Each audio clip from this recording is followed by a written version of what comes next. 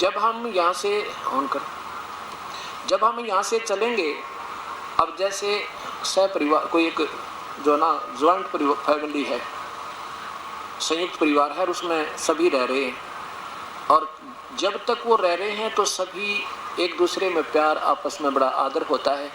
और जब वो न्यारे होते हैं ना, अलग होते हैं, तो वह लड़की, वह पत्नी उसकी अपने पति के साथ चली जाएगी और सारे सामान में ठाक है, उनकी तरफ नहीं देखेगी, लेकिन फिर भी अनादरणीय नहीं है उसकी दृष्टि में। ऐसे जब हम यहाँ से चलेंगे और नहीं जब तक जाएंगे तो हमारा ये ज्वाइंट परिवार है, फिर हम काल से अलग हो जाएंगे, अपने अपने घर में चले जाएंगे, तो फिर भी बुराई इनके प्रति दोष कती नहीं, लेकिन हमारी श्रद्धा उसमें ऐसी रहेगी जैसे उस लड़की के अपने पति में, अपने पति के साथ चली जाएगी, फिर दूसरा का नहीं देखा को ना। ऐसे हम अपने परम पिता के साथ सतलोक चले जाएंगे। तब तक हम यारा ज्वाइंट फैमिली है, चाहे हिंदू है, चाहे मुसलमान, सिख या ईसाई, और चाहे ब्रह्मा, चाहे विष्णु, चाहे शिव, ये हमारे आदरणीय है। एक दूसरे का शिष्टाचार हमें निभाए रखना पड़ेगा अंतिम श्वास तक। तब भी हम भगत है ना तो अभगत हो जाएंगे, हमारे अंदर द्वितीय भाव आ जाएगा, फिर भी प्रभु हमें पसंद नहीं करेगा। ये देखिएगा, अब वो पतिव्रता सास के लड़ा पति ने क्यों करवाएगी, कति नहीं, प्यार उसको भी देना पड़ेगा, अच्छी लगेगी सबके साथ, तो नित कलह का कारण बन जाएगी। श्रीमद् भगवत गीता, गीता प्रेस गोरखपुर से प्रकाशित 15वां अध्याय फिर देखिएगा, और फिर आज का सत्संग इस तरह समापन होगा। नीचे देखिए 16वां श्लोक, क्या बताया है कि इस संसार में, इस कौन से संसार में, इन दो लोकों में, ये देखिएगा, द्वौ इमौ लोके पुरुषौ।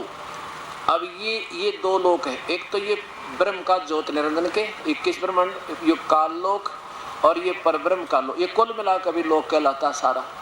इन दोनों लोकों में दो भगवान हैं, ये क्षर पुरुष, ये तो ज्योत निरंजन शीघ्र नाशवान, इसके साधक भी नाशवान, और ये अक्षर पुरुष।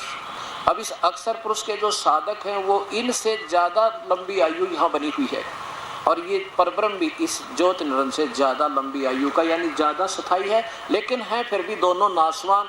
वास्तव में ये तीसरा परमात्मा, ये देखो उत्तम पुरुषत्व अन्य, ये है वो परमात्मा जो वास्तव में अविनाशी है। इस द्वौ पुरुषौ इमो लोके, इन दोनों लोकों में दो भगवान, क्षर पुरुष और अक्षर पुरुष। क्षर पुरुष से नाशवान भगवान ज्योति निरंजन ब्रह्म, और कुछ इससे अविनाशी ये पर ब्रह्म ज्यादा स्थायी, और लेकिन उत्तम पुरुषत्व अन्य, वो वास्तव में तीसरा भगवान जो वास्तव पुरुषोत्तम है, अविनाशी, वो तो इन दोनों से भी न्यारा है। अब सुनना गीता जी को, इस पवित्र शास्त्र को। अब 15वें अध्याय का 16वां श्लोक देखिए, मंत्र, द्वौ इमौ पुरुषौ लोके, इन दोनों लोकों में दो भगवान हैं, क्षर पुरुष और अक्षर पुरुष। ये पुरुष जो ना यहाँ संस्कृत में दोनों के साथ लगता है, क्षर पुरुष और अक्षर पुरुष, ये दो भगवान हैं। क्षर पुरुष तो समझो जैसे इतना नाशवान, क्षर पुरुष नाशवान ब्रह्म। जैसे एक चीनी का कप होता है, चीनी का कप ऐसा होता है, आपको पता, चाय पीते हो, आपको मालूम है कि हाथ से छूटे और गिरते टूटे और टूटते फूटे, अब गिरते टूटे।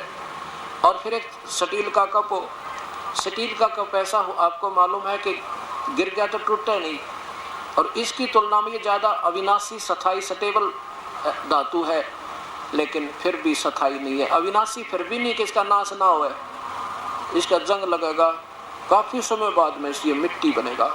लेकिन तीसरी जो धातु सोना समझो, जिसका अस्तित्व समाप्त नहीं होता, ऐसे समझाएं तीनों भगवानों के तीन ही स्थिति को, जब आपको पता लगेगा। अब देखिएगा पवित्र गीता जी, और यहाँ पर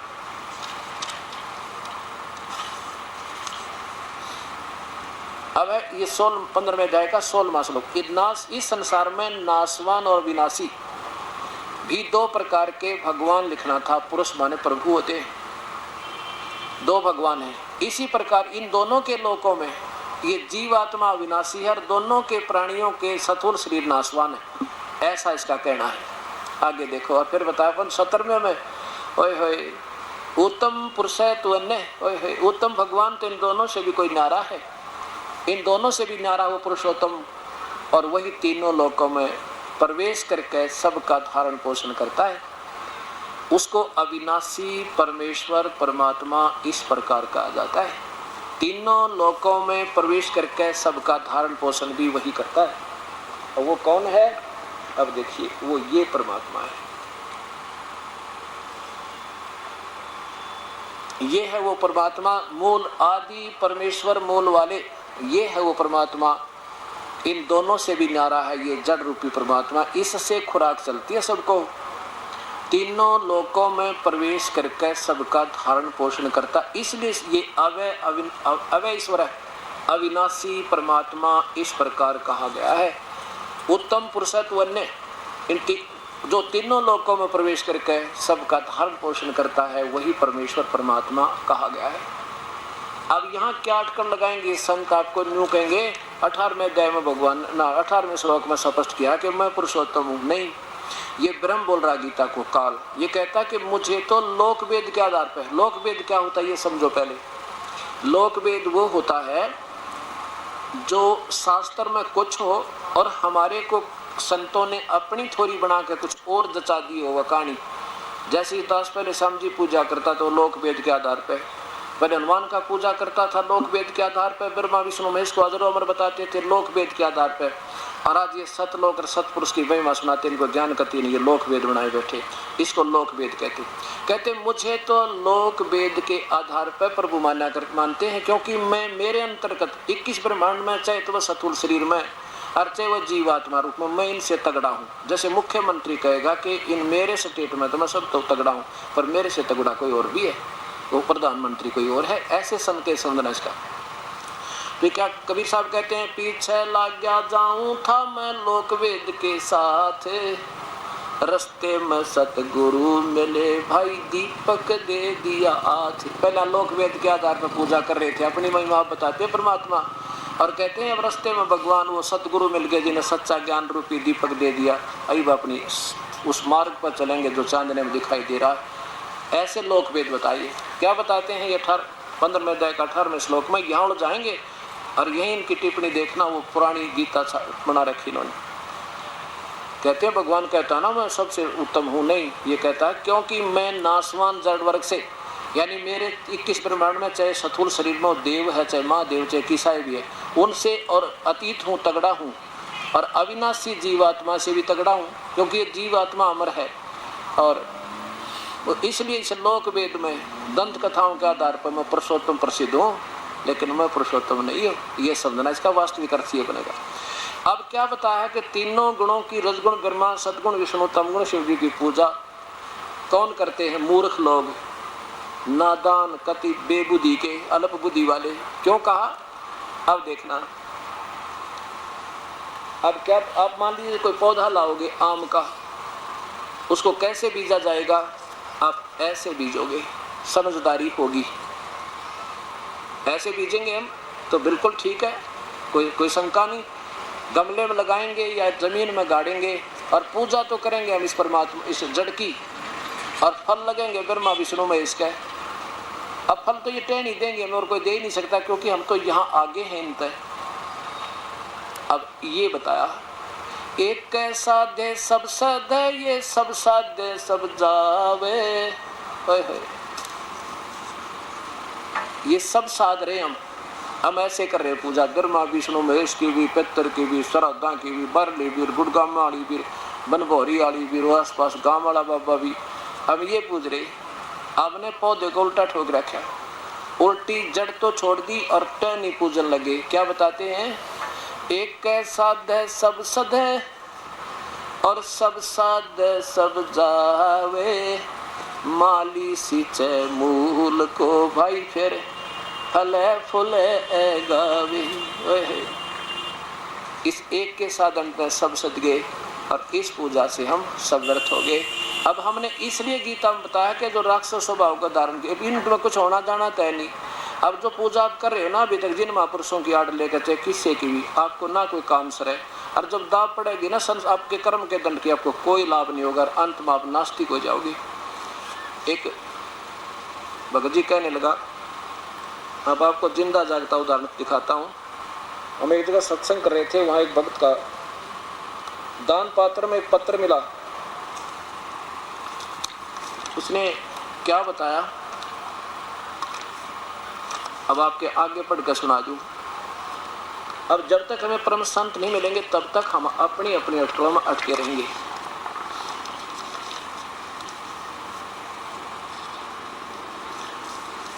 इसने क्या बताया कि जी मेरी पत्नी 2 बच्चा न छोड़कर चली गई और मुझे दमे की बीमारी, दोनों बच्चों की परवरिश के लिए मैंने चोरी का सहारा ले लिया, चोरी करने लग गया। और आपका सत्संग सुना मैंने आज ही, और आज आपका नाम भी ले लिया, और मेरे दोनों बच्चे चूहों की गोली खाकर मर गए। उस दिन दास ने ये सत्संग सुनाया था कि जो अपने बच्चों को चोरी का या रिश्वत का फल धन से परवरिश करता है उसको अपने बच्चों को जहर देने की जरूरत नहीं पड़ेगी, एक दिन ऐसा आप आ जाएगा। और वही परमात्मा के विधान से अपरिचित होने से आप लोग ये करते हो, क्योंकि ना मासा घटे ना चल बदे। जब तक उस परम पिता का सहयोग नहीं मिलेगा वो तो घटा बता देगा, परम पिता कबीर परमेश्वर, और किसी के वश का नहीं, कोई कर्म न काट दे। तो इसने अपनी आप बीती कथा सुनाई इस दास को, और इसको पत्थर हमने पीछे मिला दान पात्र में पड़ा रहा कि पैसे पैसे काट दिया हमने। गुरुजी मैं एक बेबस, पीछे कर लो थोड़ा और करो, लाचार हूँ। मेरी पत्नी 2 बच्चों को छोड़कर चली, किसी दूसरे आदमी के साथ चली गई। मैं सांस की बीमारी का मरीज हूँ, मेरे पास कमाने का कोई साधन नहीं था, इसलिए बच्चों के पालने के लिए मैंने चोरी करना शुरू कर दिया। उस दिन भी मैं चोरी करके आया था, लेकिन मैंने आपका सत्संग सुना तो अपने आप से नफरत हो गई। जो कुछ मैंने चोरी किया था वह पैसे दान पात्र में डाल दिया। यह इसलिए कि मेरे पाप की कमाई से बच्चों का जीवन बनाना चाहा, लेकिन मैं दोनों बच्चों ने चूहों वाली दवाई खाकर, दोनों बच्चे चूहों वाली दवाई खाकर मर गए। अब गुरुजी मैंने इतने पाप किए शायद 7 जन्म भी नहीं धुल सकते, परमात्मा सकते। कल मैंने आपसे उपदेश भी ले लिया, आप कृपा करें तो शायद मेरे पाप कम हो सकते हैं। सत्संग में आप सच कहते हो कि कर्म पूरे गुरु के बिना नहीं कट सकता। मैंने 8 साल से आसाराम बापू का मंत्र ले रखा था, लेकिन पाप कटने की बजाय बढ़ते ही चले गए। गुरु दया करन मुझ पापी पर भी। प्रणाम गुरुजी, एक दुखी जीव का पत्र। अब ये सोचना कि देखो दास ये अभिमान नहीं करता कि मैं बहुत बड़ा संत हूँ या मैं बहुत, लेकिन मेरे भगवान वो समर्थ हैं जिसकी मुझे आड़ मिली हुई है, और वो ही हमारे बुराई छुटा सकते, ना कति ना छूटे, चाहे कितनी बात बनाओ। देखो एक राजा की रानी ने नाम ले रखा है गुरुदेव का, और जब लड़की उसकी पत्नी ने पता लग गया कि ये भक्ति करे बिना बात बिगड़ जाएगी, ये 2 दिन का राजा अपनी कमाई खा रहा है और अगले जन्म में ये पशु बनेगा, जो नाम नहीं लिया था। तो वह रोज प्रेरणा करती, आप नाम ले लो जी, आप नाम ले लो जी, बहुत बढ़िया बात है, भक्ति तो करनी चाहिए। लेकिन वो ने सोचा है, वो ने कहा मैं रोज भक्ति करने लग रहा है, सुबह उठते अपना मंत्र करता हूँ, भाई जाप करूँ जी सा भगवान, हरे राम करूँ, और के नाम लिया करें। गुरु जी क्या होता है? अब वो कहने लगे जी गुरु जी बिना बात बना नहीं करती, गुरु बिन माला फेरते, गुरु बिन देव दान, गुरु बिन दोनों निष्पन्न से पूछो वेद पुराण, गुरु जी ऐसे बताते हैं। तो वो नहीं सोचता ये औरत है ना, ये ऐसे सीधे से दिमाग की होती है ना, बहु को बहका ले, उससे भी बात नहीं तो डरने के लिए कदे उपचुक हो जा घर में, और बका रखी हो किसी बेवकूफ़ गुरु ने, मैं कभी जाऊंगा इसकी आँखें आगे उसके हाथ को आ दूंगा, भाई क्या जरूरत है गुरु बनाने की, अपने घर में भक्ति कर ले। जब उसने काफ़ी कहा तो एक दिन कहने लगा मैं चलूँगा तो आपके गुरुदेव से मैं बात करूँगा, तो मेरी शंका का समाधान कर देंगे तो मैं नाम ले लूँगा। आका अच्छा जी चालिए होता, पर बोलिए ढंगते वहाँ पर गुरु जी का आगे उल्ट सुल्ट मत बोलिए, अगना मैं ठीक बोलूँगा। अब राजा जी आगे, रानी ने कहा गुरुदेव आज तो ये भगत जी भी आगे हैं और आपसे 2 बात करेंगे फिर नाम लेवेंगे। आका अच्छा बेटी कोई बात ना, चाहे 100 बात कर लो, नाम ले लो किसी प्रकार। राजा कहने लगा महाराज जी एक बात बता, आप क्यों गुमराह क्या करते हो इन बौड़ी आत्माओं को? है क्या आप नाम गुरु के बिना नहीं लिया जाता? क्या गुरु बनाना ज़्यादा ज़रूरी है? भक्ति तो घर भी कर सकते हैं हम, वैसे भी तो राम का नाम ले सकते हैं, भगवान का याद कर सकते हैं। अब गुरुजी ने सोचा आज तो ये कति नाराज होकर है, और जब मैं इसको समझाना चाहूंगा कति उल्टा पड़ेगा, मानने को नहीं। फिर राजा भाई ना तो ये सुना नहीं करते राजा लोग।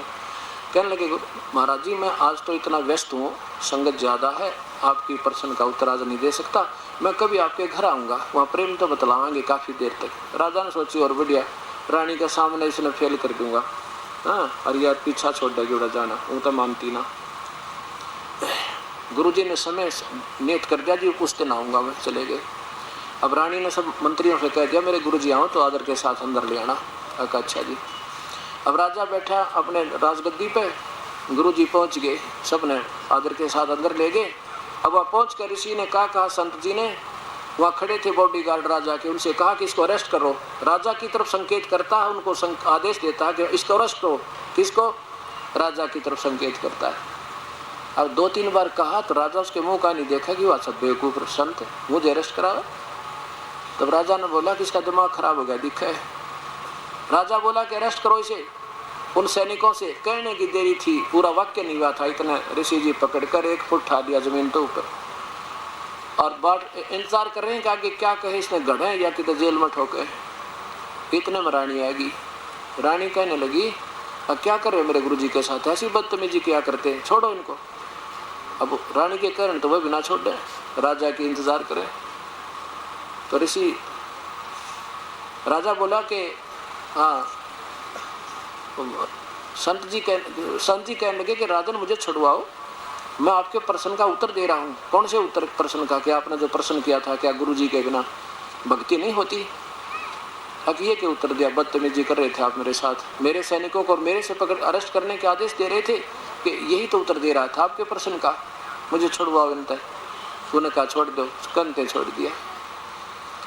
अब राजा ने संत ने क्या बताया कि देखो राजन, आपके पास सब शक्ति है और मेरे पास आपके राजवाड़ी सब शक्ति नहीं, मैं उस परम पिता की शक्ति से युक्त हूँ, मेरे पास उस भगवान की शक्ति दी हुई है और आपको केवल राज की शक्ति है।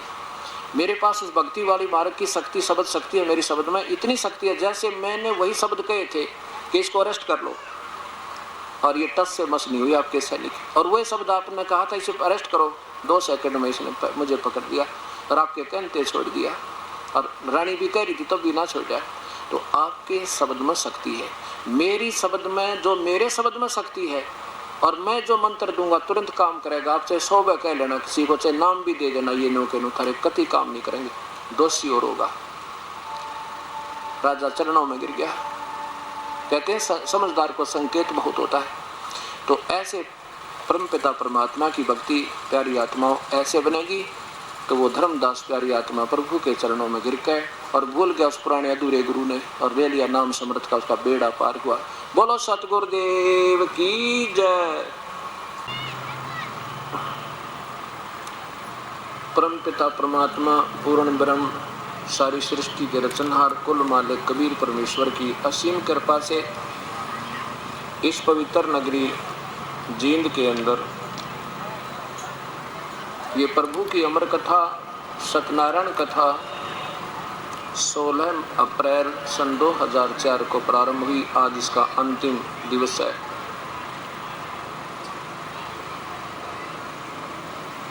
जिस पुण्यात्मा ने चारों दिन सत्संग श्रवण किया है, धन भाग है वो पुण्यात्मा जिसको परमेश्वर ने इतना शुभ समय दिया। ऐसे घोर कलयुग में ये प्राणी अक्षणिक सुख को पाकर परमात्मा से बहुत दूर जा चुका है, और जिन पुण्यात्माओं के अंदर आज भी प्रभु की कसक विद्यमान है,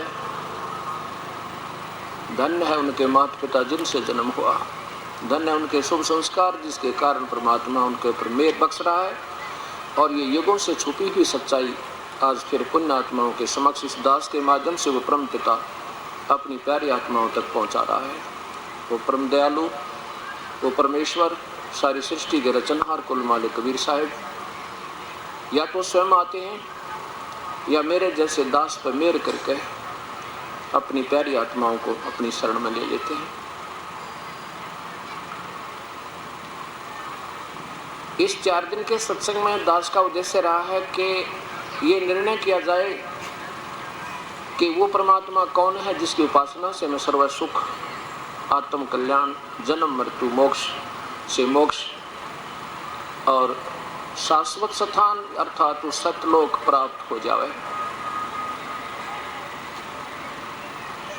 जिन पुण्यात्माओं ने चारों दिन ये सत्संग निष्पक्ष भाव से सुना है, ईश्वर को साक्षी रखकर, उनको ये तो पता लग गया होगा कि आज तक जो हमें ज्ञान प्राप्त था वो संपूर्ण नहीं था और उसका कोई शास्त्र आधार नहीं था। वैसे तो ये दास भी आपको बहुत कथा सुना सकता है, बेलनी और राम की, सुदामा और कृष्ण की, और बहुत से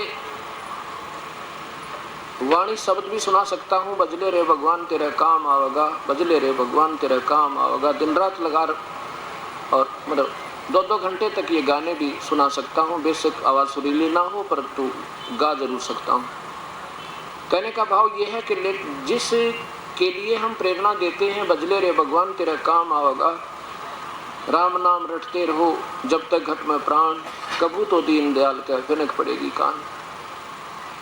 मानुष जन्म पाकर जो नहीं रटे हरि नाम, जैसे कुआ जल बिना कर बनवाया क्या काम।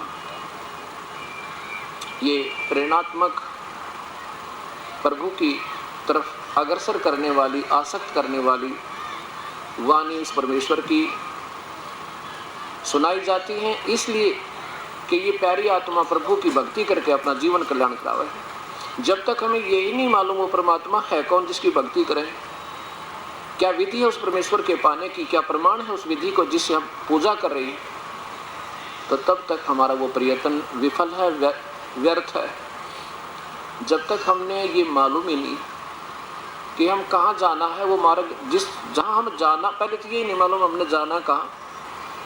अभी तक जिन महापुरुषों की थ्योरी आज तक दास ने पढ़ी है, उन्हें क्या बताने की चेष्टा की है, उन पूर्ण परमात्मा कबीर साहब ने छोड़कर, या उन महापुरुषों ने जिन्होंने उनके साक्षात दर्शन में परमेश्वर के, उन्होंने तो वही विधि, वही मंत्र और वही तरीका और वही स्वरूप परमेश्वर का जो की तो व्याख्या की है, जो उन्होंने आंखों देखा और जो दास पर कृपा हुई।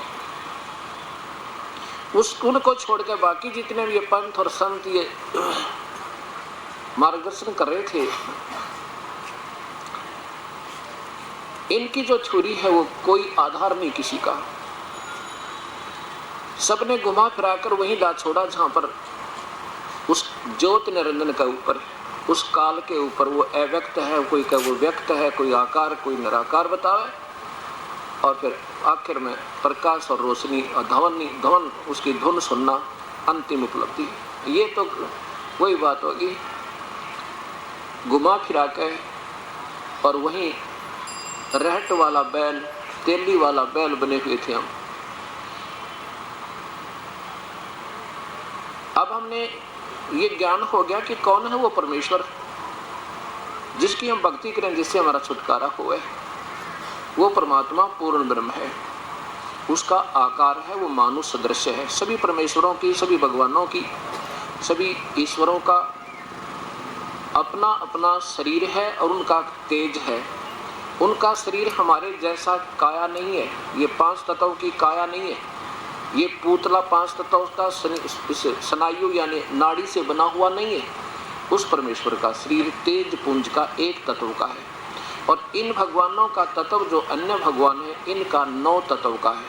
9 तत्व उस एक माने सर्वशक्तिमान जो होता है वो एक तत्व का है, और बाकी इसमें मिलावट 9 और फिर नीचे आके 5 तत्व के हमारे शरीर है। और सबसे 1 नंबर का जो तत्व है वो नूर है, तेज का शरीर है। और उन 9 तत्व के शरीर का भी तेज है। जैसे ब्रह्मा विष्णु महेश की भी सतीथि मानव सदृश है, उनकी 4 भुजा हैं, वो 2 भुजा भी बना सकते हैं, वो 4 भी बना सकते हैं। और इनकी माता की 8 भुजाएं हैं, और इनके पूज्य पिताजी की 1000 भुजाएं हैं। सहस्रा बाहु है वो 1000 मुख भी बना सके, 1000 हाथ भी बना सके, 1000 पैर भी बना सके, इससे ज्यादा नहीं, और 2 भी बना सके। तो अभी तक ये जितने भी संत केवल इस ज्योत निरंजन यानी प्रकाश में परमेश्वर तक ही सीमित हैं, चाहे वो महर्षि कहलाते हैं, चाहे वो आज वर्तमान के जगत गुरु सतगुरु की जो उपाधि प्राप्त हुए हैं।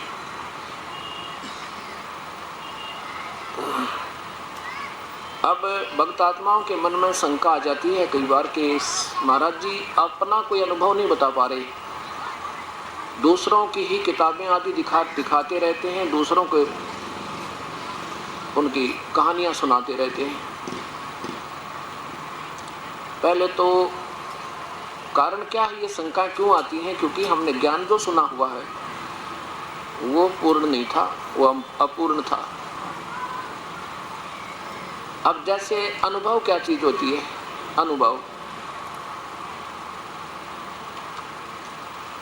अनुभव ये होता है दास की दृष्टि से, जैसे हम आश्रम करौथा रहते हैं और किसी भक्त ने यहाँ पर हमारा सत्संग अच्छा लगा, फिर वो कहता है जी मैं और कुछ सत्संग सुन के या आपकी पुस्तक आदि पढ़ के फिर उपदेश लूँगा, सत्संग मुझे ठीक लग रहा है आपका, लेकिन अभी भी संशय निवारण पूर्ण नहीं हुए हैं, आप हमें अपना एड्रेस बता दीजिए ताकि हम आपके आश्रम करौथा में आके आपसे संपर्क करें। अब मैं उसको एड्रेस बता देता हूँ कि जींद से चलिए, कौन सा, दिल्ली वाली बस वाया रोहतक, वो पकड़िए। रास्ते में कौन कौन से स्टेशन आएंगे, जैसे मुख्य बता दे, सारे भी बताए जा सकते हैं। करौथा जैसे भाई जुलाना आएगा, फिर लखन माजरा आएगा, फिर रोहतक आएगा, रोहतक से झज्जर रोड के ऊपर 12 किलोमीटर चलकर और करौथा गांव से भी आगे झज्जर की तरफ राइट साइड में दाहिने ओर आपको एक बोर्ड लगा पाओगा, बंदी छोड़ भक्ति मुक्ति आश्रम, और वहां दास आपको मिलेगा। अब ये है क्योंकि मेरे से ज्यादा यहाँ का कोई व्यक्ति नहीं जान सकता मेरे आश्रम के एड्रेस में और उस रास्ते के जो जहाँ से मैं आता जाता हूँ उन गाँवों को, स्टेशन को, उन बस अड्डों को कोई नहीं जान सकता मेरे से ज़्यादा। हाँ, जानता होगा तो वैसे ही बताएगा, उसके कोई विरुद्ध बता रहा है तो वो सही नहीं जानता। अब जैसे पूर्ण परमात्मा कबीर परमेश्वर ने अपनी महिमा, अपने सतलोक का ज्ञान, जानकारी अपने घर की आप आके और हमें बता दी, लिखती कि मैं सतलोक रहता हूँ, मेरा सतपुरुष, अमर पुरुष, पूर्ण ब्रह्म मेरा नाम, अकाल मूर्त सब स्वरूपीय मेरे उपमात्मक नाम है और मेरा वास्तविक नाम कबीर है और मैं सतलोक में रहता हूँ। बेटा तुम भी वहीं रहते थे मेरे पास, लेकिन तुम इस काल के जाल में फंस कर नीचे फंस गए। अब तुम ये भक्ति करो, ऐसे तुम मंत्र जाप करो, इससे तुम ऋण मुक्त हो जाओगे। और ये मंत्र हैं, वो 3 मंत्र हैं, ऐसे तुम जाप करो और फिर यहाँ से जब चलोगे ना तो मेरे पास तुम इस विधि से ऐसे ऐसे रास्ते के स्टेशन आएंगे और मेरे पास पहुँच जाओगे। अब जैसे वेदों में क्या लिखा है, वेदों में भी ब्रह्म तक की साधना ओम नाम के जापते हैं और 500 यज्ञ का प्रमाण शास्त्र में लिखा है। पवित्र गीता जी भी ये प्रमाण देती है। वेद, चारों वेद और पवित्र गीता जी एक है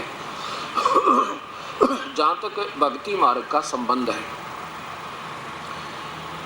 अब विचार करना, आप यहाँ से चलो करौथा के लिए और आपके पास वो मैप होगा मेरा बनाया हुआ कि यहाँ जींद है, ये ऐसे चलिएगा, यहाँ लखन माजरा जुलाना आएगा, लखन माजरा, फिर रोहतक, फिर झज्जर रोड पर करौथा आश्रम।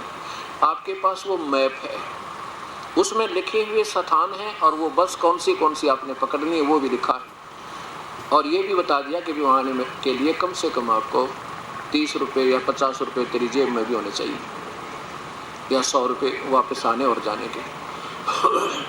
तो कहने का भाव ये है दास का कि जब आप यहाँ से चलोगे, अब आपका अनुभव क्या है? अब कोई बतावे कि भी आप तो उस महाराज जी की सुनी सुनाई बता रहे हो, आप करौथा गए हो कभी या देखा हुआ महाराज जी को आपने? आप अपना अनुभव बताओ। तो अब अनुभव जो बताया जाएगा, यदि वो अनुभव उसका ये सही मिलता है जैसे मैंने लिखा है और वो यहाँ से चल पड़ा, वो पहुँच गया लखन माजरा और लखन माजरा तक वो बता रहा है कि मैं यहाँ से बैठा, यहाँ पहुँचा, लखन माजरा पहुँच गया और वहाँ से उतर कर बैठ लिया वो गवाना वाली में और पहुँच गया पानीपत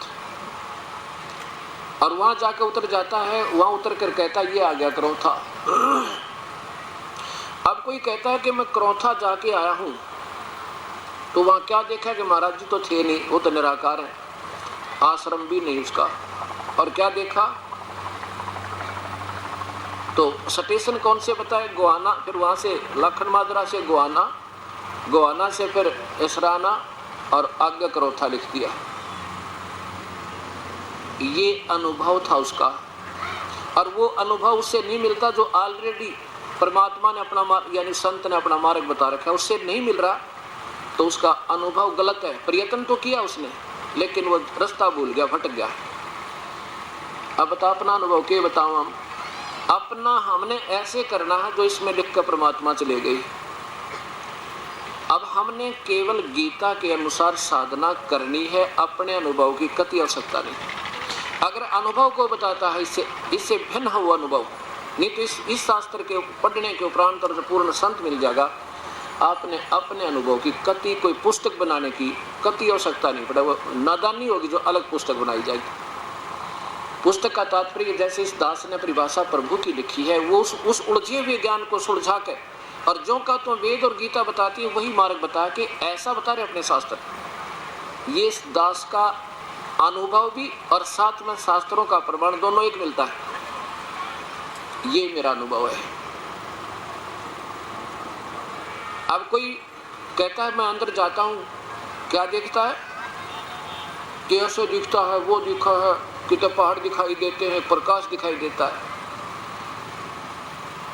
पहले तो इस खोखे में तुम देख रहे हो, ये एक ब्रह्मांड का ही चित्र है, इसमें इससे बाहर कुछ नहीं दिखाई देता इसका। और इसमें जो तुम देख रहे आज तक कोई हृदय में रोशनी देख रहा है, कोई प्रकाश देखा, प्रथम तो हृदय में वो पहुंचे नहीं। अगर हृदय तक भी, हृदय ये दिल नहीं है, एक हृदय कमल बोला जाता है। जैसे हमारे शरीर में कमल बने हुए हैं, पहले मूल कमल, फिर स्वादि चक्र, फिर नाभि चक्र, फिर हृदय चक्र, और फिर यहाँ कंठ में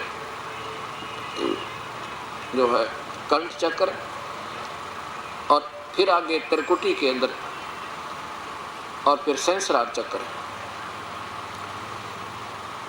तो इस प्रकार अगर हृदय में भी पहुंचे होते तो हृदय कमल में कौन है, भगवान शिव रूप में ये काल और दुर्गा पार्वती रूप में विद्यमान है। उनके शरीर से भी तेज निकल रहा है। अगर ये महापुरुष हृदय तक भी पहुंचे होते तो उआबाई नहीं बकते, केवल प्रकाश दिखाई दिया। वो बताते कि महादेव और पार्वती का हमने वो धाम देखा, और वो धाम कौन है उसका रिफ्लेक्शन, जैसे टीवी में चैनल आते हैं, प्रोग्राम कहीं होता है, दिखता टीवी में, बस इतनी इसकी उपलब्धि हो सकती है। और वो कहते हैं हमने प्रकाश देखा। तो ये अनुभव, उनका अनुभव गलत है, क्योंकि उन रास्ता भटक चुके हैं, वो वहां तक पहुंचे नहीं जिसको ये वास्तविकता बता रहे हैं। ऐसा दास का कथन है कि अगर कोई अपना अनुभव बताता है कि मैं, तो वो वेदों से नहीं मिल रहा, उस परमात्मा की प्यारी उस वाणी से नहीं मिल रहा, तो वो बताने वाले का अनुभव उस शास्त्र के विपरीत होने से ठीक नहीं। हमने अनुभव नहीं, हमने कैसे करना जैसे पवित्र शास्त्र बता रहे हैं, बस दूसरी बात नहीं। क्या बताया पवित्र शास्त्र में, गीता जी में, कि ब्रह्म तक की साधना ओम नाम का जाप है, और चारों योग, पांचों योग करनी भाई प्रॉपर लगातार करनी होंगी, और लेकिन इनसे भगवान नहीं मिले। सीधा लिखा है कि मेरी प्राप्ति, मेरा यो शरीर है अर्जुन, दो तुझे दिखा रहा हूं मैं, ये है मेरा विराट रूप तेजों में, और भाई ये मेरी प्राप्ति, यानी ब्रह्म कहता है, ज्योतिष रूपी काल कहता है, मेरी प्राप्ति ना वेदों वर्णित विधि से, ना किसी जप से, ना तप से, ना किसी यज्ञ से, ये तो मैं अपनी कृपा है, जो मेरा अनन्य भक्त है ना, तू मेरा अनन्य भक्त है, इसलिए तेरे पर रहम करके मैंने दिखा दिया। ऐसे कभी कभी रजा कर देता हूँ किसी पर, तो वो देख सकता है मुझे, नहीं तो किसी प्रकार से मुझे नहीं देख सकता। इसी प्रकार वेदों में वर्णित विधि ओम नाम का जाप और पांचों यज्ञ ये महापुरुषों ने खूब की, लेकिन प्रभु नहीं मिला। इस करके अपनी सोच के शास्त्र बना दिए, परमात्मा निराकार है, तो वो जो सोच के उपनिषद बना दिए वो गलत बना दिए। उनकी आवश्यकता नहीं थी, सिर्फ लिखते थे वेद में ऐसा लिखा है उस चैप्टर में, परमात्मा सह शरीर है और मेरी भक्ति करनी है, ब्रह्म कहता है, तो ओम नाम का जाप, दूसरा मंत्र नहीं, और नीचे के देवताओं की पूजा व्यर्थ है। और वो परमात्मा और है कोई, क्योंकि वेदों को भी ब्रह्म बोल रहा है, ज्योत स्वरूप निरंजन ये काल बोल रहा है, और गीता जी को भी ये ज्योत स्वरूप निरंजन ब्रह्म बोल रहा है। और बोलने वाला भगवान श्री कृष्ण के माध्यम से भी किसी तीसरे और भगवान की महिमा बताता और साथ में निर्णायक ज्ञान देता कि 3 परमात्मा है।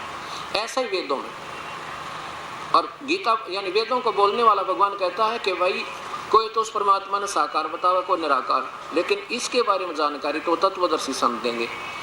यजुर्वेद का अध्याय नंबर 40 का श्लोक नंबर मंत्र नंबर 10 और 13 में 2 बार लिखा है।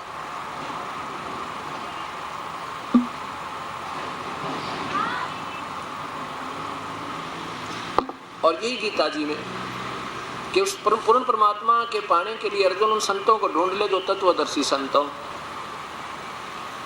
अब हमने क्या करना है कि जो मंत्र हमारे प्रमाणित हैं उन्हीं का जाप करना है, और जो रहनी करनी विधि बताई है संतों ने यानी संत ने, जिसके लिए वेद भी प्रमाण देते हैं कि उसी संत को ढूंढ ले भाई, वो बताओगा वास्तविकता कैसे, और वो जो कहता उसको सुनो। यानी ये देखो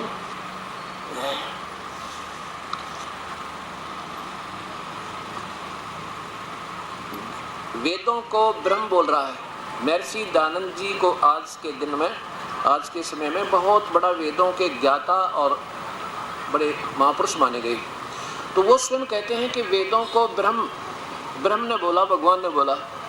जब बोलने वाला कह रहा है कि वो परमात्मा कोई और है तो 2 भगवान हो गए। वेद बोलने वाला खुद कह रहा है कि वो परमात्मा तो कोई और है जो गुप्त है, ऊपर रहता है। आपको वेदों में 3 भगवान दिखाऊंगा, 3 परमात्मा। महर्षि दयानंद सरस्वती द्वारा इसका ये देखिएगा, यजुर्वेद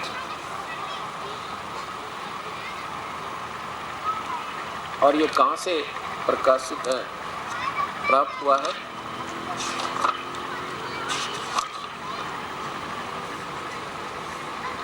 प्रकाशक है सार्वदेशिक आर्य प्रतिनिधि सभा 2/5 महर्षि दयानंद भवन रामलीला मैदान नई दिल्ली। यजुर्वेद के अध्याय नंबर 40 का 44वां अध्याय, इसका श्लोक नंबर 10 देखो, मंत्र नंबर 10। वेद बोलने वाला भगवान कह रहा था, हे मनुष्यों, जैसे हम लोग यानी खुद अपने आप कहता कि मैं वैसे तो ये जो इतनी लाइन है ये टीकाकार अपनी तरफ से बनाया करता है। मेधावी योगी विद्वानों से वचन सुनते हैं। वेद बोलने वाला खुद कहता, मेधावी नहीं, ये धीराणाम माने जिनका टिकाऊ ज्ञान है। टिकाऊ ज्ञान माने बिल्कुल तत्वदर्शी संत, जो हमें विद्वान यानी तत्वदर्शी संत जो वचन हमें सुनाते हैं, जो हमें सही ज्ञान बताएंगे। वेद बोलने वाला भी हाथ खड़े कर रहा है कि वो कोई संत हैं जो वास्तविक ज्ञान के जानने वाले, वो हमें सुनाते हैं। और वे लोग हमारे प्रति व्याख्यान पूर्वक कहते हैं, वे लोग संयोग कार्य से ही कार्यफल कहते हैं, उत्पन्न नहीं होने वाले कारण से और कहते हैं इस बात को तुम सुनो। वेद बोलने वाला भगवान कहता वो संत कोई और है जो उसके बारे में बताओगा, नहीं तो वेद ब्रह्म बोल ही रहा है। आगे देखो 13वें में क्या बताते हैं कि भाई कोई तो भगवान ने अव्यक्त बतावे और कोई कहे साकार, कोई निराकार बतावे। मनुष्यों, जो विद्वान लोग यानी वो तत्वदर्शी संत हमारे लिए व्याख्या करते हैं, पूर्व कहते हैं, पूर्वोक्त विद्या या अन्य कार्यफल कहते थे। पूर्व मंत्र के प्रतिपादन के अविद्या का या अन्य फल कहते हैं। इस प्रकार उन आत्मज्ञानी विद्वानों से यानी तत्वदर्शी संतों से उस वचन को हम लोग सुनते हैं, ऐसा जानो। इसका वास्तविक अर्थ तो ये बना है कि उन तक सुनो भाई, वो बताएंगे जो कुछ, वो तत्वदर्शी संत। ये सब कहते हैं आत्मज्ञानी विद्वानों को से यानी तत्वदर्शी संत बताएंगे। वेद बोलने वाला भगवान भी हाथ खड़े कर रहा है कि उस परमपिता के बारे में मैं नहीं बता सकता। अब जब तक वो संत नहीं मिलेगा तब तक ये भ्रमणा हमारी बनी ही रहेगी, कभी समाप्त नहीं हो सकती।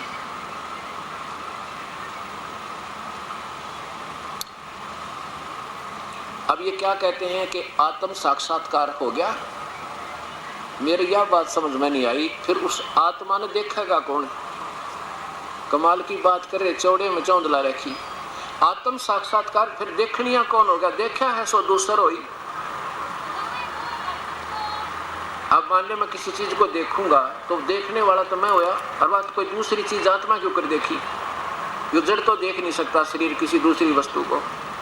तो ये बिरानी थ्योरी ने कितना बनाकर सबके घुमा फिरा के आत्म साक्षात्कार कर लो, और आत्मा निराकार बतावें, आत्मा निराकार पर देखोगे क्या? अब ये चक्कर पड़ा हुआ है। हम उस परमात्मा के बारे में क्या विधि बताते हैं प्रभु के पाने की, उस पूर्ण ब्रह्म की। जैसा कि आपने कल और परसों के सत्संग में सुना कि सारी सृष्टि रचना कैसे हुई, हम कैसे फंसे काल के जाल में, और उस परम पिता परमात्मा ने हमारे ऊपर क्यों कर मेहर करी, ये वापस फिर सत्ज्ञान बताने की और हमारे ऊपर रजा करके हमें सतलोक जाने के तरीका बताया। उस परमेश्वर ने हमें बताया कि बेटा तुम इस काल के जाल में फंसे हुए हो, और इसने तो 70 युग और 64 युग 3 बार तप करके ये 21 ब्रह्मांड और यहाँ के ये सब साजबाज प्राप्त किया हुआ है, और तुम आगे इसकी गेला लटक के फजूल में बैठ के इसकी साथ में, और जब तक तुम्हारे सतयुग में, त्रेता में, द्वापर में तुम्हारे पिछले कर्म संस्कार रहे, इतने तुम्हारे को ठाठ मिले यहाँ पे जब से सृष्टि प्रारंभ हुई, और फिर होगे तुम ऋणी, क्योंकि यहाँ जो भी जैसा करेगा उसका फल उतना ही भोगना, उसको भोगना पड़ेगा। अब जैसे हम विमान में बैठकर और 1500 किलोमीटर जाएंगे तो कम से कम एक तरफ का किराया 12,000 रुपये होगा, और इस काल के विमान में बैठे पृथ्वी घूमे, ये स्वयं घूम रही है, फिर चारों तरफ सूर्य के चारों तरफ घूम रही है, और हम फिर यहाँ इसके द्वारा, काल के द्वारा दिए गए इस वायु को श्वासों के द्वारा वायु प्रयोग करें, और फिर कार्बन डाइऑक्साइड अंदर से छोड़ के इसको दूषित करें। इसके ऋणी, एक तो इससे ये ग्रहण कर रहे हैं फ्री में, इसके दोषी यानी ऋणी, और फिर कार्बन डाइऑक्साइड छोड़ रहे हैं दूषित वातावरण के दोषी ऋणी, और फिर यहाँ का जो पानी पीवें, पृथ्वी को प्रयोग करें, इसका फल खावें, आहार करें, ये एक रेस्टोरेंट समझो इसका, और हम यहाँ पर इस विमान समझो, विमान में जिसमें खाना भी पीना भी सब मिल रहा है, और हम इसको प्रयोग करें, जिसके कारण हम क्या करते हैं, इसने कुछ तरीका बनाया है कि जो मेहनत ऐसे कर्म करेगा, वेदों अनुसार साधना करेगा, उसका इतना कमाई बन जाएगी। जैसे कोई मजदूर लग जाए किसी के, और वो गरीब बेचारा रोजाना के अपने 10 रुपये जमा कर ले, और फिर वो उनको कहाँ जावे, उसी के वहाँ फिर वो रोटियों का खर्चा काट ले, उसके कपड़े का खर्चा काट ले, और फिर उसको आखिर में जीरो कर दे, कहते फिर मजदूरी करे। जैसे पहले पुराने समय में ऐसा दुर्व्यवहार हुआ करता था। तो इस काल क्या करता है कि जैसे किसी ने वेदों अनुसार साधना की, प्रभु तो मिला नहीं, क्योंकि किसी ने कसम खा रखी है, काल ना मैं दिखाई नहीं दूंगा ब्रह्म ने। ये कहाँ पहुँचते, हम स्वर्ग पहुँच जाते हैं, महास्वर्ग में, उस ब्रह्मलोक में, और वहाँ अपनी मलाई खा के, और फिर नरक में फिर 84 लाख योनि। हम ऐसे चक्कर लगाते रहे। अब परमात्मा ने हमें बताया कि भाई ऐसा मत करो, तुम इस काल के किसी भी वस्तु की इच्छा मत करो। अब ये जो ज्ञान हमें जो सत्य होगा तो हमारी आत्मा आप यहाँ से हट जाएगी, और यहाँ की किसी भी वस्तु की हमें कभी स्वप्न में भी इच्छा नहीं बनेगी, ये सत्य कर मान लेना। तो परमात्मा क्या कहता है कि तुम, जैसे कल बताया था ना कि हम उल्टी साधना करने लगे। पहले तो द्वापर तक तो हम साधना ठीक करते रहे केवल वेदों अनुसार, जो भक्ति करते थे। जो भक्ति नहीं करते वो तो आज भी ड्रामेबाजी करते रहो, उनसे इसका कोई लेना देना नहीं।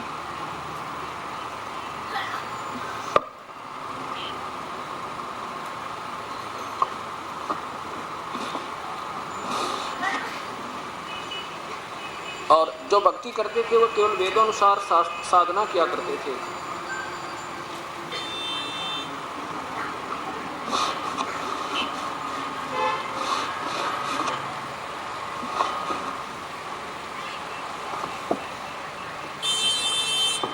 तो तब हमारे पुण्य अच्छे थे, उन पलों के आधार पर हम कहाँ कहाँ चले जाते थे, स्वर्ग चले जाते थे, फिर राजा बन जाते थे, फिर स्वर्ग वो नरक जाते थे, फिर पशु बन जाते रहे। हम अपनी कमाई को ऐसे खराब करते रहे। और हम अब कलयुग में हम शास्त्र विरुद्ध साधना शुरू करवा दी काल ने, क्योंकि काल ने कहा था कबीर परमेश्वर से, पूर्ण ब्रह्म से कि हे परमात्मा 3 युगों में जीव थोड़े ले जाना, और चौथा युग जब कलयुग आवे, चौथा युग जब कलयुग आवे तब तो शरण जीव बहु जावे। अब परमात्मा ने बताया कि भाई तुम अब जो चौथे युग में आ गए ना, 4 तो मजहब बन गए और ये पंथों की कमी नहीं, और सबकी व्याख्या घुमा फिरा कर वही काल तक, प्रकाश तक और धुन तक, ना कोई नाम शास्त्र के अनुकूल और ना ही कोई क्रिया उस प्रभु के बताए मार्ग अनुसार, जिसके कारण तुम ऋणी होगे। अब बिल्कुल शास्त्र विरुद्ध साधना करने से आप बिल्कुल डिस्चार्ज हो रहे। अब जैसे अभी जिन महापुरुषों ने ये मार्गदर्शन कर रखा है शास्त्र के विरुद्ध, ये बड़े सुखी भी नजर आते हैं, इनकी शब्द में शक्ति भी है, दुनिया आकर्षित भी होती है, क्योंकि इनकी पिछली बैटरी चार्ज है, इन्वर्टर चार्ज है। जब तक इन्वर्टर चार्ज रहेगा तो वो उसमें पंखा भी चलता रहेगा, ट्यूब भी जलती रहेगी, कूलर भी चलेगा। और जब वो डिस्चार्ज हो जाएगा, क्योंकि उसका चार्जर आगे ठीक नहीं, चार्जर का मतलब शास्त्र अनुकूल साधना नहीं बन रही, जिससे उसमें और कमाई जुड़ जाती, तो वो एक कदम डिस्चार्ज होगा और फिर ये पशु जुन्नी में जाएंगे जो शास्त्र विरुद्ध साधना करने वाले। तो हम शास्त्र विरुद्ध साधना करके क्या हो गए, हम ऋणी हो गए, और ऋणी होने से हमारे सभी कनेक्शन डिस्कनेक्ट हो गए। जैसे कोई विदेश चला जावे और वहाँ जाकर के अपनी कोई धंधा कर ले, जैसे कोई फैक्ट्री वैक्ट्री लगा ली, और उसका जो है फैक्ट्री बंद होगी, उसमें विधिवत साधना उसकी बनी नहीं, काम ठीक चला नहीं, तो कनेक्शन कट गया बिजली का, कनेक्शन कट गया टेलीफोन का, और कनेक्शन कट गया पानी का, और कनेक्शन कट गया उसके गैस का। अब ये सारे कनेक्शन कट गए तो वो उन राहतों से वंचित हो गया, बिल्कुल कंगाल और भूखा मरे, और सारी असुविधा होगी। अब आपने वापस आना है अपने स्वदेश को, तो पहले आपने उस सरकार से ऋण मुक्त होना पड़ेगा। वहाँ से सरकार से नो ड्यू सर्टिफिकेट्स अर्थात ऋण मुक्त प्रमाण पत्र लेकर फिर आपका वीजा बनेगा, या वापस यानी पासपोर्ट बनेगा। तो उसके लिए हम क्या करते हैं, जैसे यहाँ के भगवान हैं ब्रह्मा विष्णु महेश, ये एक ब्रह्मांड के प्रभु हैं, एक एक विभाग के, और ये शक्तियाँ जो हैं, जैसा कल आपको बताया था सत्संग के माध्यम से,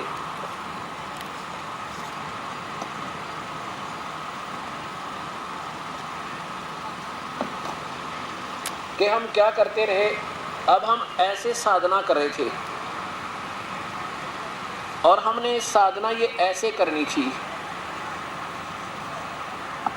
अब क्या बताया है कि जो वो परमात्मा पूर्ण ब्रह्म तीनों लोकों में प्रवेश करके सबका धारण पोषण करता उसको, और वो ये है। अब हम पूजा तो करेंगे पूर्ण परमात्मा की और फल लगेंगे ब्रह्मा विष्णु महेश के। अब ये हमें बहुत प्यारे लगेंगे क्योंकि इन्होंने हमें फल देना है, इसलिए इन भगवानों की महिमा ज़्यादा होगी क्योंकि हमें राहत इनसे मिल रही थी। अब हम ऐसा कर रहे हैं, अब ये भी विवश हो गए हमें लाभ देने से, क्योंकि इंटेनिया का फल लगने बंद हो गए, क्योंकि हमारी शास्त्र विरुद्ध साधना यानी उल्टा पौधा बीज रखा। अब हम आपको ऐसे कराएंगे, बस कुछ भी नहीं करना, ना तुम्हें छोड़ना ना कुछ करना, ये पौधा सीधा करना। एक का साधे सब सदा सब साधे सब जा, और माली सींचे मूल को फिर फल फूलेगा। अब जैसे आपने किसी फैक्ट्री में नौकरी प्राप्त करनी है, आपने पूजा तो करनी पड़ेगी फैक्ट्री के मालिक की, उसको प्रार्थना पत्र लिखोगे, उसकी सब टर्म और कंडीशंस को स्वीकार करोगे लिख कर, फिर वो आपकी अपॉइंटमेंट कर देगा, आपकी नौकरी लगा देगा, और फिर आपने काम करना पड़ेगा आगे उस फैक्ट्री के डिपार्टमेंट्स में, आगे और दूसरे विभागों में जाकर, और वहाँ के इंचार्ज और होंगे अब वो इंचार्ज जो होंगे वो आपके ऊपर सुप्रीम हैं और वो आपको केवल वर्क डन देंगे। आपकी डेली हाजिरी लगेगी, प्रतिदिन आपकी उपस्थिति लगेगी और उसके आधार पर आपकी तनख्वाह देंगे वही आगे कैशियर वगैरह से, क्योंकि बनाकर वो उनको देंगे। और इसी प्रकार हमने पूजा तो करनी है पूर्ण परमात्मा की, पूर्ण ब्रह्म की, और फिर वो हमने काम करना, वर्क डन करना पड़ेगा। वर्क जो करेंगे उसका किया हुआ काम का फल देंगे ये ब्रह्मा विष्णु महेश, और कोई दे नहीं सकता। कहते हैं अक्षर पुरुष एक पेड़ है, निरंजन वा की डार, अक्षर पुरुष ये परब्रह्म और ज्योत निरंजन ये क्षर पुरुष यानी ब्रह्म। ये अक्षर पुरुष तो पेड़ है, निरंजन वा की डार और तीनों देवा शाखा है ये पात रूप संसार। ये उल्टा लटका हुआ संसार रूपी वृक्ष है। इसके जो अक्षर पुरुष एक पेड़ है, ये यहाँ से जड़ से बाहर दिखाई देता है, ये एक पेड़ है। और ज्योत निरंजन ये उसकी डार, ये क्षर पुरुष और तीनों देवा शाखा है। और पात रूप संसार, हम तो यहाँ पात रूप में, अब खुराक कहाँ से चलेगी? इस जड़ से चलेगी और फिर कहाँ पहुँचेगी? इन टहनियों का पहुँचेगी और यहाँ हमें फिर फल मिलेगा, ना कति नहीं मिले। ऐसे ये परमात्मा ब्रह्मा विष्णु महेश केवल आपको वर्क डन देंगे और इनका हमारे ऊपर ऋण है। जैसे ये इन कमलों में बैठे हैं, यहाँ देखिए, ये हमारे शरीर में बने हुए कमलों का चित्र है। ये मानो एक पिंड या ब्रह्मांड या अंड में ये पूरा एक ब्रह्मांड का केवल इतना ही चित्र है, ये एक ब्रह्मांड है। और इसका सारा जो भी जहाँ पर कार्यक्रम हो रहा है, इन चैनलों पर हमें दृष्टि गोचर होता है। इसमें ये भगवान विद्यमान है, इनके यहाँ कार्यालय है। और जब हम यहाँ से चलेंगे, अब क्या कहते हैं संत? कहते हैं हमारा मार्ग तो सीधा त्रिकुटी से प्रारंभ होता है, नीचे का तो योगियों का मार्ग, हम तो यहाँ से चलते हैं। भले आदमियों, ये त्रिकुटी तो इंटरनेशनल एयरपोर्ट है, उससे पहले हमने यहाँ तक इनसे ऋण मुक्त होना है। थ्रो प्रॉपर चैनल यहाँ पहुँचेंगे तो यहाँ जा सकते, ना कभी नहीं जा सकते, चाहे कितनी बात बनाओ। अब ये दास क्या करेगा? आपको इन भगवानों के मंत्र देगा, मंत्र देगा। मंत्र इनकी पूजा नहीं, इनका ऋण उतरेगा। मूल कमल में गणेश जी, देखिएगा, ये मूल कमल में गणेश जी, इसकी 4 पंखड़ी है इस कमल की, इसमें ये भगवान, ये शक्ति विद्वान है जो कि तो दिखाई देती है। और उसका ये एक मंत्र देंगे। फिर ये दूसरे कमल में 6 पंखड़ी का कमल है, ये सावित्री और ब्रह्मा रूप में ये आपको दर्शन होंगे, इनका एक मंत्र देंगे। और ये नाभि कमल में 8 पंखड़ी हैं, ये विष्णु और लक्ष्मी यहाँ पर आपको दर्शन देंगे और इनका कार्यालय है। और ये शिव और पार्वती, ये 12 कमल पंखड़ियों का कमल है, ये हृदय चक्र भी कहते हैं। इसका भी आपको एक मंत्र देंगे।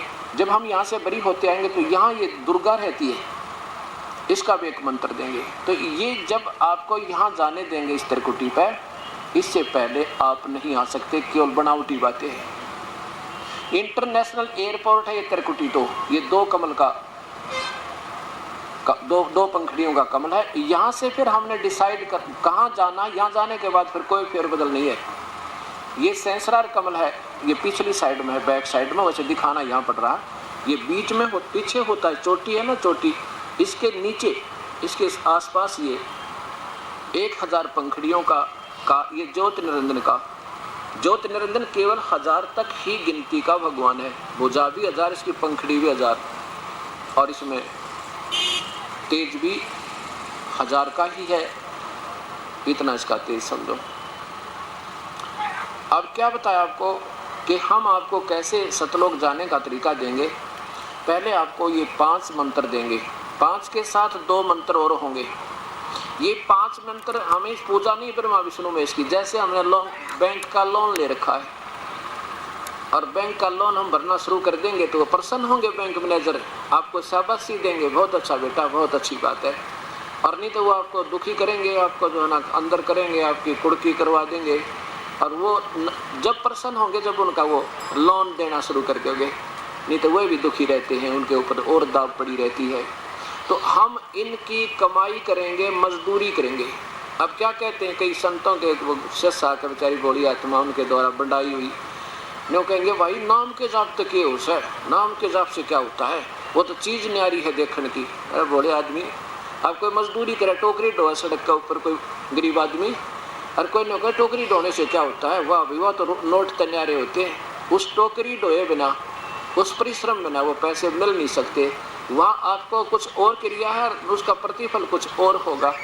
ऐसे इस नाम की कमाई तक हमारे ये मंत्र समझो, ये रिमोट भी है इन कमलों के खिलाने के, इनको खोलने का। योगी लोगों से नहीं खुले ये सारे, इनके एक खोलन मैंने सारी उम्र खो दी।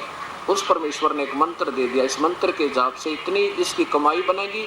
और जब ये जितनी भी हमारी कमाई इनमें पहुंच जाएगी मंत्र के जाप की, उतने ये रिलक्स देना शुरू कर देंगे हम। और ये दास आपको गारंटर बनेगा, उस परम पिता का नुमाइंदा होकर उसकी तरफ से आपका शनाख्ती बनेगा और कहेगा ब्रह्मा विष्णु महेश से कि आप इनके सब राहत प्रारंभ कर दो। और ये देंगे यही आपको मजदूरी करके, आपने दोनों काम करने। इस मंत्र के जाप से ब्रह्मा विष्णु महेश गणेश माता के जो ऋण है वो भी आपका डेबिट भी, उसको लोन भी उतरता रहेगा, और साथ में राहत भी आपको संसारिक कार्यों की, क्योंकि इन्होंने देनी आपको, और वो भी शुरू हो जाएगी। फिर देखना। और फिर दो मंत्र हैं आपके, वो कमाई आपकी उस ऊपर वाले ऊपर चलेंगे जब और आगे, उसमें आपकी कन्वर्ट हो जाएगी। ये पहला मंत्र 7 मंत्र का आपको दिया जाएगा। और इस 7 मंत्र की कमाई आपने फॉर एवर आखिरी सांस तक करनी है। जब आप, क्योंकि आप बहुत युगों के ऋणी हो गए, आप असंख्य युग हो गया, हमने ये इनका जो है ऋण अपने ऊपर है। आप अंतिम श्वास तक ये भी जाप करना है इस 7 मंत्र का। और फिर आपको इस 4 महीने के बाद ये दास एक मंत्र देगा जिसमें 2 मंत्र का जाप होगा। उसमें एक तो मंत्र होगा ओम, क्योंकि ओम जो नाम है ये ब्रह्म के पास, ब्रह्म से लेने वाली मिलने वाली राहत का, ओम की कमाई जो है ब्रह्म तक की कमाई है। और दूसरा मंत्र आपको देंगे वो परब्रह्म की कमाई है, वो तत् मंत्र है, तत् गुप्त, तत् नहीं, वो तत् सांकेतिक मंत्र है गीता जी में, ओम तत् सत। गीता अध्याय नंबर 17 का श्लोक नंबर 23 में लिखा है कि पूर्ण परमात्मा के पाने का 3 विधि का मंत्र है, और तीन मंत्र का जाप है। उस 3 विधि से उसका जाप होगा, उसका सुमरण का तरीका भी 3 प्रकार से होगा। आप देखिए कमाल परमेश्वर का, देखिए पवित्र गीता जी। और ये आपको सामवेद में दिखाऊंगा। वो परमात्मा पूर्ण ब्रह्म सतपुरुष कबीर साहब स्वयं आता है तो अपनी प्यारी आत्माओं को 3 मंत्र का जाप देकर और उनको पवित्र करके, और उनकी मान लीजिए किसी कमी भी रह जाए भक्ति में तो उसकी उम्र बढ़ा के, अध्याय नंबर 17 का और श्लोक नंबर 23 देखो, मंत्र नंबर 23, ओम तत् सत इति निर्देशः ब्रह्मणे त्रिविध समर्थ। उस पूर्ण परमात्मा, ब्रह्मणे माने पूर्ण परमात्मा के ओ पाने का ओम तत् सत। ओम तो ये ब्रह्म ज्योति निरंजन काल का, और तत् ये परब्रह्म का, और सत ये पूर्ण ब्रह्म का। यह निर्देश माने, निर्देश के अंदर दोनों व्याख्या है, आदेश भी और संकेत भी। निर्देश का अर्थ था और नहीं करना, बिल्कुल यही करना, बस फाइनल है। इति निर्देश है, इति निर्देश है ब्रह्मणे त्रिविध समर्थ है। उस पूर्ण परमात्मा के सिमरण पाने का, उसके भक्ति का ये 3 प्रकार का नाम का जाप सिमरण कहा है, और 3 विधि से करना है, मिलेगा ये 3 विधि से। 3 प्रकार बताए जाएंगे इसको कैसे सिमरण होगा। और शुरू में जब सृष्टि रचेगी वो पुण्यात्मा इसी प्रकार अपनी साधना किया करते थे, इसका सीधा अर्थ बने। और फिर 23-24 में क्या लिखा है, ओम तस्मात् ओम इति उदाहरते। आगे देखो, इसका हिंदी देखो, बिल्कुल ठीक है इनकी। इसलिए वेद मंत्रों का उच्चारण करने वाले श्रेष्ठ मुनि पुरुषों की शास्त्र विधि से नियत, यानी ओम नाम के जाप से जो प्रारंभ होती है वो शास्त्र विधि प्रारंभ होगी, क्योंकि ब्रह्म की पूजा है। ओम शास्त्र विधि नियत यज्ञ दान और तप क्रिया सतत सदा ओम नाम के जाप से उच्चारण से आरंभ होती है। जो केवल ब्रह्म तक के साधक हैं उनकी सभी क्रिया ओम नाम से ही प्रारंभ होंगी।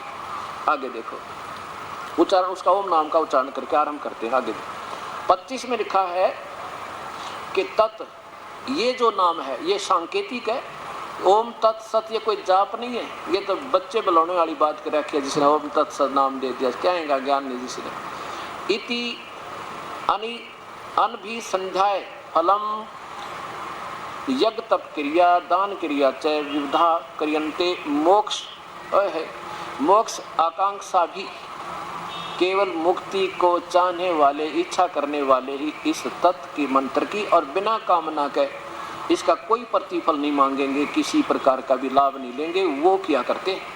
और दानवीर क्रिया भी सब वो करेंगे जो बिल्कुल यहाँ से पीछा छुटवाएंगे, जन्म मरण से छूटना चाहेंगे, वही इस निष्पक्ष मतलब किसी निष्काम भाव से किया करते हैं। देखो तत् अर्थात तत् नाम से कहे जाने वाले परमात्मा की यह सब है, ये दूसरा भगवान है कोई तत्, यानी उस परमात्मा की, पहले तो ब्रह्म की और उस परमात्मा की, यह सब इस भाव से फल को न चाहे, हम नहीं चाहेंगे यहाँ पर चाहे ना प्रधानमंत्री बने ना कोई इंद्र की पदवी पाए, हम तो ऐसे पीछा छुड़वाएंगे। नाना प्रकार की तप या क्रियाएं तथा दान क्रियाएं कल्याण मोक्ष तथा जन्म मरण से पीछा छुटवाने की इच्छा वाले लोगों द्वारा की जाती है। क्योंकि ये दास आपको ज्ञान बता रहा है कि ये परमात्मा बिल्कुल पूजन के नहीं है, अपन आगे चलना है, तो आपकी आप इच्छा हट जाएगी, यहाँ की किसी लाभ की अपनी आवश्यकता नहीं पड़ेगी। और आपको जो आवश्यक यहाँ की जब तक जीवोगे रहोगे, ये पहला मंत्र आपको राहत देता रहेगा, आपको बिना मांगे देगा, क्योंकि ये जो मंत्र है पहले वाला आपको यहाँ संसारिक सुख इतने दे देगा आप पर गिनती नहीं होंगे, क्योंकि हमारी कमाई है ले भाई जेब खर्च यहाँ बरतते रहेंगे। और इन दोनों तीनों मंत्रों की कमाई हम गुप्त रखेंगे, ये नहीं खर्चेंगे यहाँ पर,